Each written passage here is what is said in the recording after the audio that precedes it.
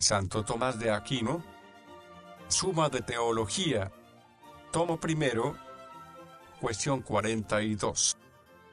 Sobre la relación de las personas divinas entre sí, igualdad y semejanza.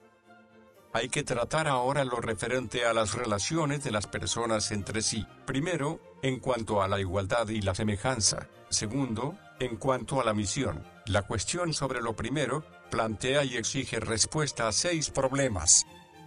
1. ¿Hay o no hay igualdad en las personas divinas? 2. ¿La persona que procede, es o no es igual a aquella de la que procede en lo que se refiere a la eternidad? 3. ¿Hay o no hay algún orden en las personas divinas? 4. ¿Las personas divinas, son o no son iguales en cuanto a su grandeza? 5. ¿Una está o no está en la otra? 6. ¿Son o no son iguales en lo que se refiere al poder? Artículo 1. ¿En las personas divinas, hay o no hay igualdad? Objeciones por las que parece que en las personas divinas no hay igualdad. Como consta por el filósofo en quinto de Metafis, la igualdad responde a que hay unidad en la cantidad. En las personas divinas no hay cantidad continua e intrínseca, denominada magnitud, ni extrínseca, llamada lugar y tiempo. Tampoco hay igualdad por la cantidad discreta, pues 2 personas son más que una. Por lo tanto, la igualdad no les corresponde a las personas divinas. Más aún, las personas divinas son de la misma esencia, como dijimos anteriormente. La esencia se enuncia por modo de forma, pero convenir en la forma no produce la igualdad, sino la semejanza. Por lo tanto, hay que decir que en Dios hay semejanza, no igualdad. Todavía más, aquellas cosas que son iguales, su igualdad es recíproca, pues se dice, el igual es igual al igual, pero las personas divinas pueden ser llamadas recíprocamente iguales, porque, como dice Agustín en Sexto de Trinidad, si la imagen reproduce fielmente aquello de lo que es imagen, ella misma se igualará al original y no esté a su imagen. La imagen del Padre es el Hijo, de este modo el Padre no es igual al Hijo. Por lo tanto, en las personas divinas no hay igualdad. Por último, la igualdad es una determinada relación, pero ninguna relación es común a todas las personas, las cuales, precisamente por las relaciones, se distinguen entre sí. Por lo tanto, no hay igualdad en las personas divinas. En cambio está lo que dice Atanasio. Las 3 personas son coeternas y coiguales entre sí. Solución. Hay que decir, es necesario que admitamos la igualdad entre las personas divinas, porque, según el filósofo en Décimo Metafis, la igualdad es la negación de mayor y menor, pero en las personas divinas no se puede hablar de mayor ni de menor porque, como dice Boecio, en el libro de Trinidad, admiten diferencia, esto es, en la deidad, los que hablan de aumento y disminución, como los arrianos, los cuales, al poner grados de mérito en la Trinidad, destruyen la unidad y la convierten en pluralidad. La razón de esto está en que los seres desiguales no pueden tener la misma cantidad numérica. En Dios la cantidad no es más que su esencia. Por lo tanto, hay que concluir que, si en las personas divinas hubiera alguna desigualdad, no poseerían la misma esencia, y, consecuentemente, no serían un único Dios, lo cual es imposible. Así, pues, es necesario que se confiese que hay igualdad en las personas divinas. Respuesta a las objeciones. A la primera hay que decir, hay 2 tipos de cantidad. Una, la llamada cantidad de masa o cantidad dimensiva, que solamente se da en los seres corpóreos. Por eso, no tiene cabida en Dios. Otra es la cantidad virtud, que se mide por el grado de perfección de alguna naturaleza o alguna forma. Esta es la que se indica al decir que una cosa es más o menos caliente, en cuanto que es más o menos perfecta su cualidad de calor. La cantidad virtual puede ser vista primero en su misma raíz, esto es, en la misma perfección de la forma o de la naturaleza. Así, se habla de una grandeza espiritual y de un gran calor, atendiendo a su perfección o intensidad. De este modo, Agustín, en Sexto de Trinidad, dice, en las cosas que no son grandes por su masa, ser mayor es ser mejor, pues se llama mejor a lo más perfecto. Segundo, puede ser vista en lo que se refiere a los efectos de la forma. El primer efecto de la forma es el ser, pues todo tiene ser por razón de su forma. El segundo efecto, la operación, pues todo agente obra por su forma. Así, pues, la cantidad virtual puede ser considerada con respecto al ser o con respecto a la operación, con respecto al ser. Lo que tiene una naturaleza más perfecta es también lo más duradero. Con respecto a la operación, los seres de naturaleza más perfecta son los más capacitados para obrar. Consecuentemente, como dice Agustín en el libro de Fide ad Petrum, la igualdad entre el Padre, el Hijo y el Espíritu Santo hay que entenderla en el sentido de que ninguno de ellos precede en la eternidad, ni excede en la magnitud, ni supera en el poder. A la segunda hay que decir, allí donde hay igualdad por la cantidad virtual, la igualdad incluye semejanza y algo más, porque excluye el exceso. Aquellas cosas que participan de la misma forma, pueden ser llamadas semejantes, aunque no participen en el mismo grado. Así, puede decirse que el aire se asemeja al fuego por participar del calor, pero no pueden ser llamadas iguales si una cosa participa más perfectamente de aquella forma que otra. Como quiera que el Padre y el Hijo no solo tienen la misma naturaleza,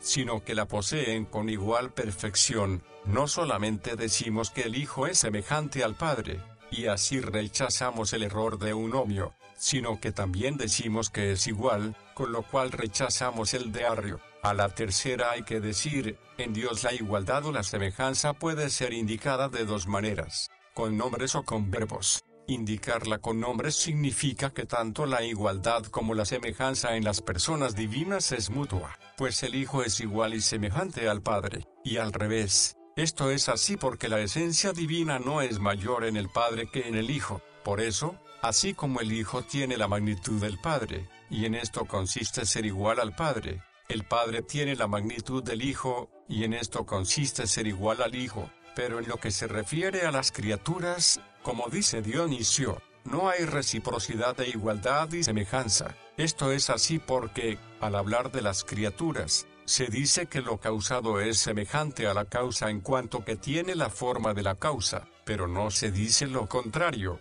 porque la forma principalmente está en la causa, secundariamente en el efecto. Indicarla con verbos significa igualdad con movimiento, y, aunque en Dios no hay movimiento, sin embargo, sí se da la recepción. Así, pues, porque el Hijo recibe al Padre por lo que es igual a Él, pero no al revés. Decimos que el Hijo es igual al Padre, y no al revés. A la cuarta hay que decir, en las personas divinas no hay que tener presente más que la esencia, en la que convienen, y las relaciones, en las que se distinguen. La igualdad implica ambas cosas, esto es, la distinción de las personas, pues nada es llamado igual a sí mismo, y la unidad de esencia, pues las personas divinas son iguales entre sí porque tienen la misma magnitud y esencia. Es evidente que un individuo no puede relacionarse consigo mismo por una relación real, como tampoco una relación con otra por una tercera.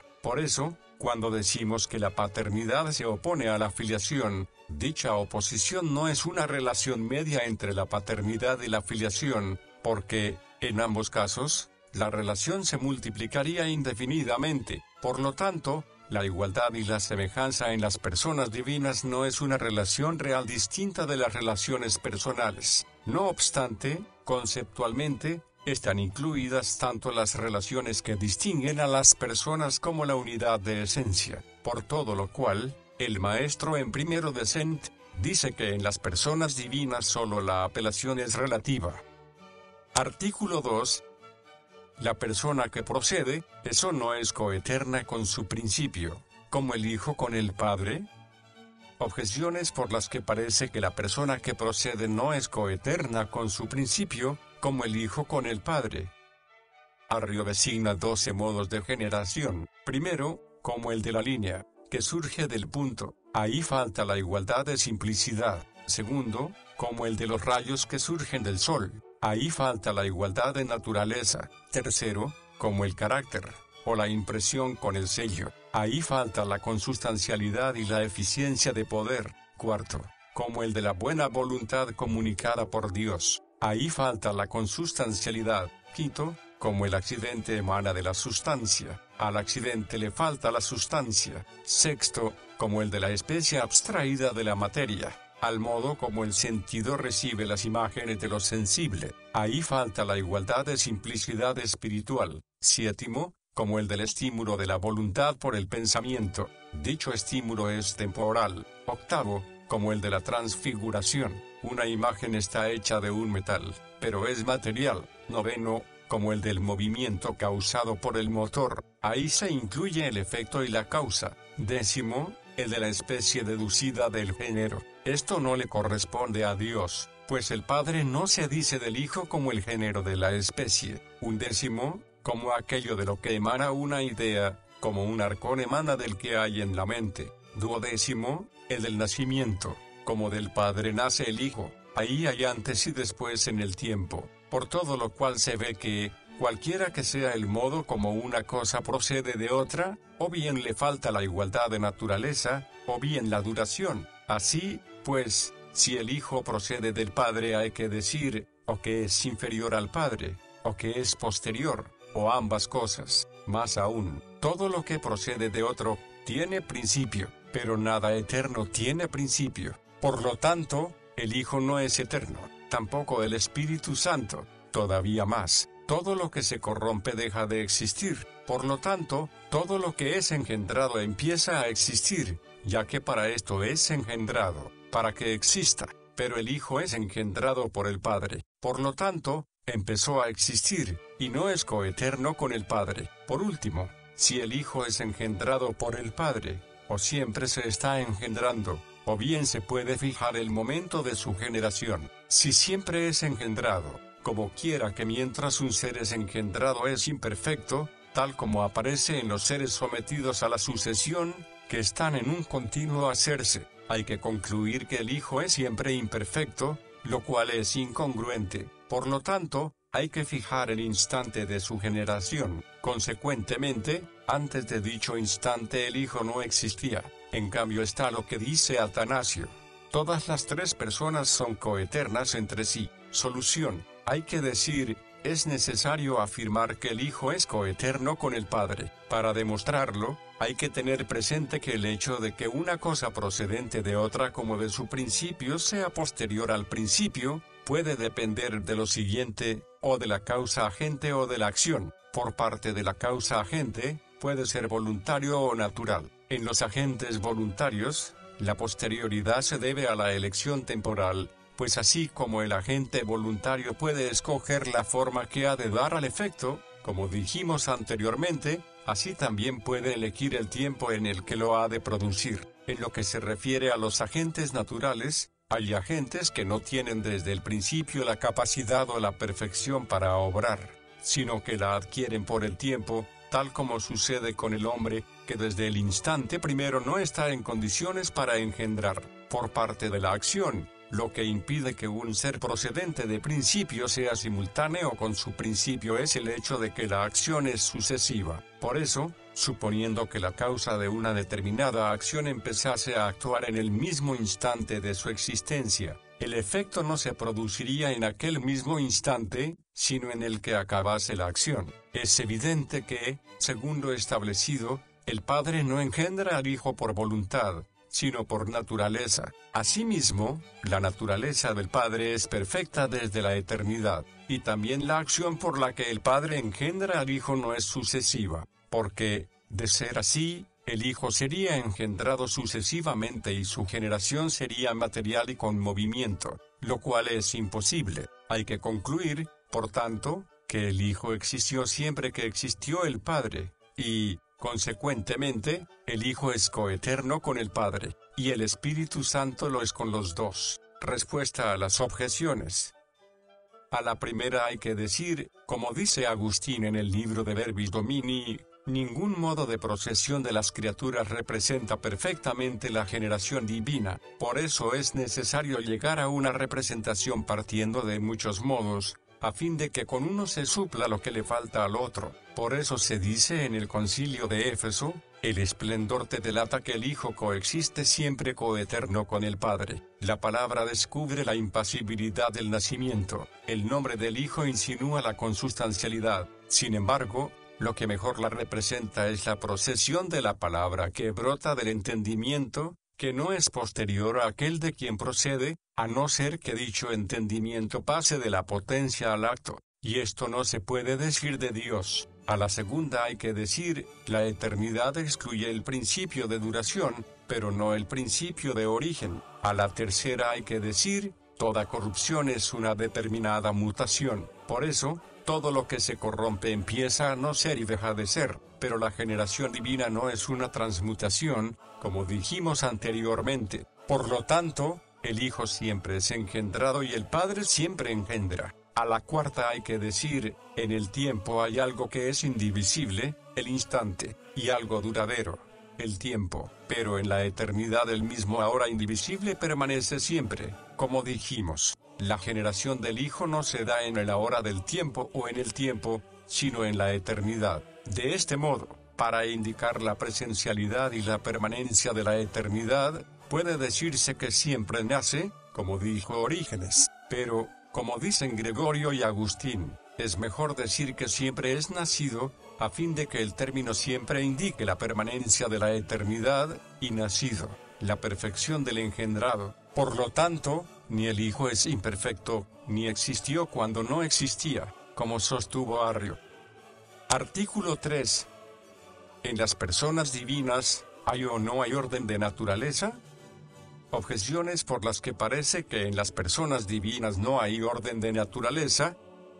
Todo lo que hay en Dios es esencia, persona o noción, pero el orden de naturaleza no significa esencia, ni tampoco es persona o alguna de las nociones. Por lo tanto, en Dios no hay orden de naturaleza. Más aún, en aquellos seres en los que hay orden de naturaleza, uno es anterior a otro, al menos según la naturaleza y el entendimiento. Pero, como dice Atanasio, en las personas divinas nada es anterior y posterior. Por lo tanto, en las personas divinas no hay orden de naturaleza. Todavía más, lo que está ordenado se distingue, pero en Dios no hay distinción de naturaleza. Por lo tanto, no está ordenada. Consecuentemente, en Dios no hay orden de naturaleza. Por último, la naturaleza divina es su esencia, pero no se dice que en Dios haya orden de esencia. Por lo tanto, tampoco hay orden de naturaleza. En cambio, allí donde hay pluralidad sin orden, hay confusión. Pero en las personas divinas, como dice Atanasio, no hay confusión. Por lo tanto, hay orden. Solución. Hay que decir, se dice orden por relación a algún principio. Por eso, así como los principios son múltiples, por ejemplo, el del sitio con el punto, y el del entendimiento con el principio de demostración, y el de cada una de las causas, así también, el orden será múltiple. En las personas divinas hay principio de origen sin prioridad, como dijimos anteriormente. Por lo tanto, es necesario que haya orden según el origen sin prioridad. Este orden es llamado orden de naturaleza, como lo llama Agustín, no porque uno sea anterior al otro, sino porque uno procede del otro. Respuesta a las objeciones. A la primera hay que decir, el orden de naturaleza significa la noción de origen en común, aunque no en particular. A la segunda hay que decir, en las cosas creadas, procedentes de un principio, aunque, en cuanto a la duración, fueran coetáneos con su principio, sin embargo, el principio es siempre anterior en el orden de la naturaleza y del entendimiento, si se tiene presente aquello que es el principio. En cambio, si se tienen presentes las mismas relaciones de la causa a lo causado y del principio a lo que de él dimana, es evidente que los términos relativos son simultáneos tanto en el orden de la naturaleza como en el del conocimiento, pues cada uno entra en la definición del otro. Pero en Dios las mismas relaciones son personas subsistentes en una naturaleza. Por eso, ni por parte de la naturaleza ni por parte de la relación, una persona puede ser anterior a otra, y no solo en el orden de la naturaleza,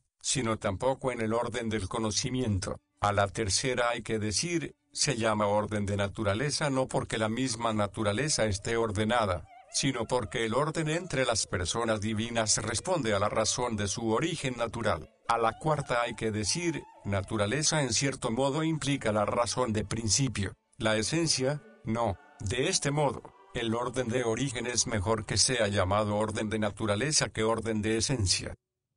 Artículo 4. El Hijo, ¿eso no es igual al Padre en cuanto a la grandeza? Objeciones por las que parece que el Hijo no es igual al Padre en cuanto a la grandeza.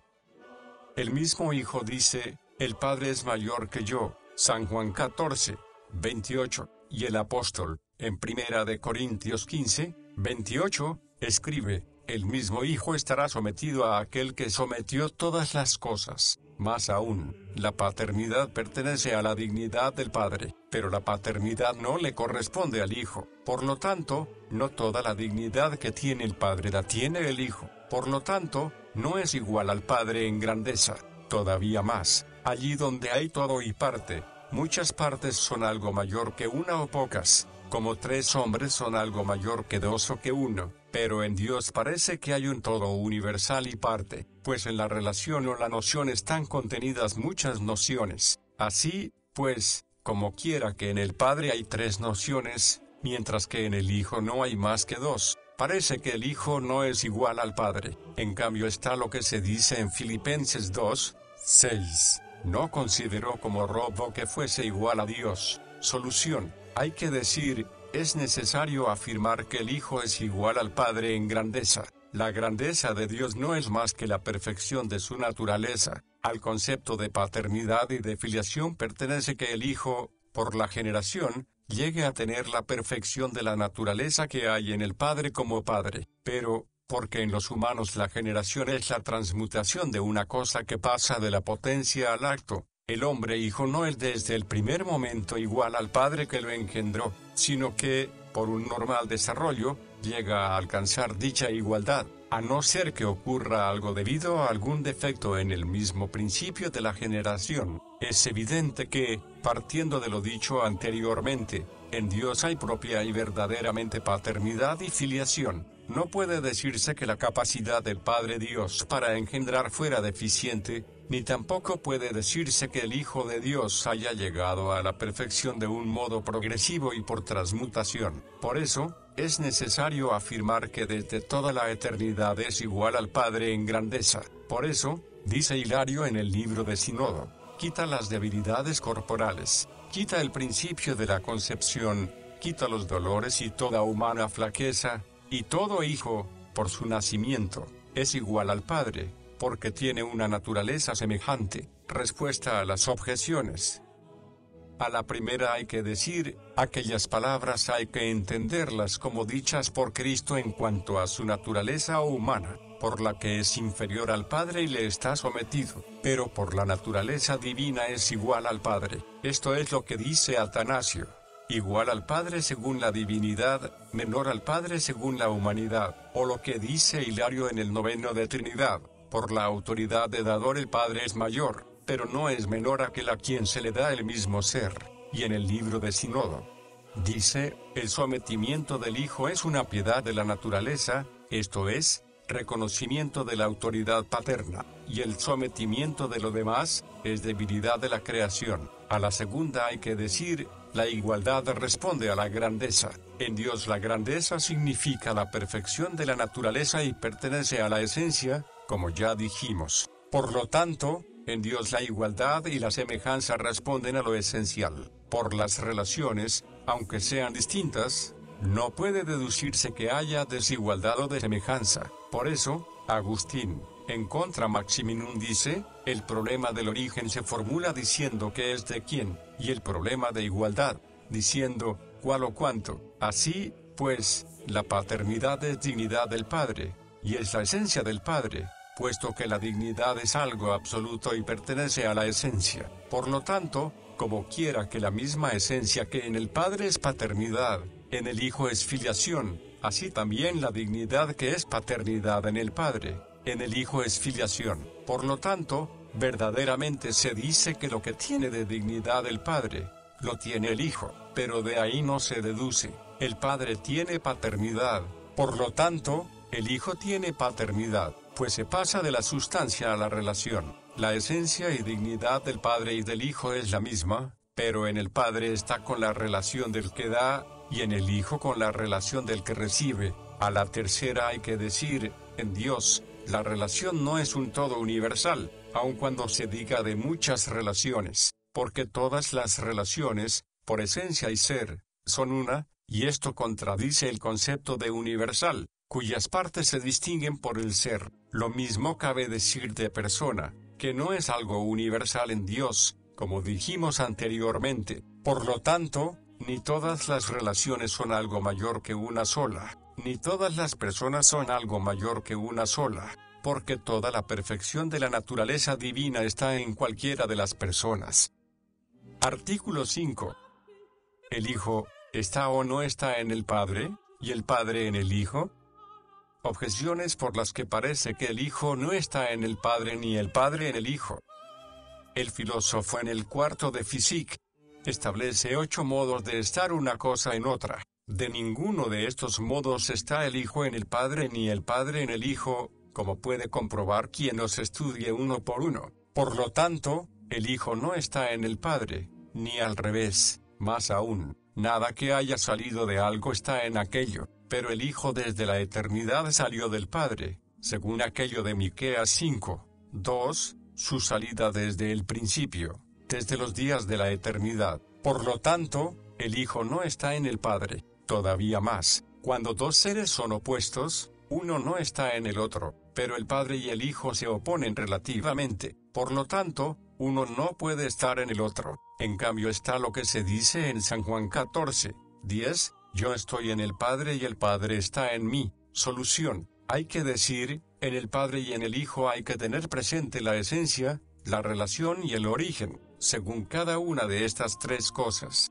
el Hijo está en el Padre, y al revés. En cuanto a la esencia, el Padre está en el Hijo, porque el Padre es su esencia y comunica su esencia al Hijo sin cambio alguno, de donde se sigue que, como quiera que la esencia del Padre está en el Hijo está el Padre. Asimismo, como quiera que el Hijo es su esencia, se sigue que está en el Padre en quien se halla su esencia. Esto es lo que dice Hilario en Quinto de Trinidad. El Dios inmutable, por decirlo de alguna manera, continúa su naturaleza engendrando un Dios inmutable. Así, pues, concebimos en él la naturaleza subsistente de Dios, ya que en Dios se halla Dios. En cuanto a las relaciones, es evidente que uno de los términos opuestos relativamente entra en el concepto de otro. En cuanto al origen, es evidente que la procesión de la palabra inteligible no es hacia el exterior, sino que permanece en el que la pronuncia.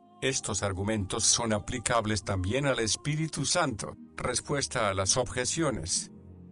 A la primera hay que decir, lo que hay en las criaturas no representa suficientemente lo que hay en Dios. Por eso tampoco ninguno de los modos enumerados por el filósofo es suficiente para expresar cómo el Hijo está en el Padre y al revés. Sin embargo, el modo que más se acerca a lo correcto es aquel según el cual se dice que algo está en el principio del que se origina, aun cuando en las criaturas falta la unidad de esencia entre el principio y lo que procede del principio. A la segunda hay que decir, la salida del Hijo con respecto al Padre se da según el modo de procesión interior, como la palabra sale del corazón y permanece en él. Por lo tanto, esta salida de Dios solamente indica la distinción de relaciones, no distinción esencial alguna. A la tercera hay que decir, el Padre y el Hijo se oponen en cuanto a las relaciones, no en cuanto a la esencia. Sin embargo, cada uno de los opuestos está en el otro, como dijimos. Artículo 6. ¿El Hijo es o no es igual al Padre en cuanto al poder? Objeciones por las que parece que el Hijo no es igual al Padre en cuanto al poder. Se dice en San Juan 5, 19, el Hijo no puede hacer nada por sí mismo, sino lo que ve hacer al Padre, pero el Padre puede obrar por sí mismo. Por lo tanto, el Padre es mayor que el Hijo en lo que se refiere al poder. Más aún, mayor poder tiene el que manda y enseña que el que obedece y escucha. Pero el Padre manda al Hijo, según aquello de San Juan 14, 31, tal como me mandó mi Padre, así actúo. Y el Padre también enseña al Hijo, según aquello de San Juan 5:20, el Padre ama al Hijo y le enseña todo lo que Él hace, y el Hijo escucha, según aquello de San Juan 5:30, según escucho, juzgo. Por lo tanto, el Padre es mayor que el Hijo en cuanto al poder, todavía más. A la omnipotencia del Padre pertenece el que pueda engendrar un Hijo igual a sí mismo, dice Agustín en el libro Contra Maximin. Si no pudo engendrar a alguien igual a sí mismo, ¿dónde está la omnipotencia del Padre? Pero el Hijo no puede engendrar un Hijo, como se demostró anteriormente. Por lo tanto, el Hijo no puede hacer todo lo que hace la omnipotencia del Padre. Consecuentemente, no es igual a Él en poder. En cambio está lo que se dice en San Juan 5:19, todo lo que hace el Padre, lo hace el Hijo. Solución, hay que decir, es necesario afirmar que el Hijo es igual al Padre en poder, pues el poder para actuar es una consecuencia de la perfección de la naturaleza, pues vemos en las criaturas que, cuanto más perfecta es la naturaleza de un ser, tanto mayor es su poder para obrar. Quedó demostrado anteriormente que los mismos conceptos de paternidad y filiación divinas exigen que el Hijo sea igual al Padre en grandeza, esto es, en la perfección de la naturaleza. Por eso hay que concluir que el Hijo ha de ser igual al Padre en potestad. Lo mismo cabe decir del Espíritu Santo con respecto a ambos. Respuesta a las objeciones.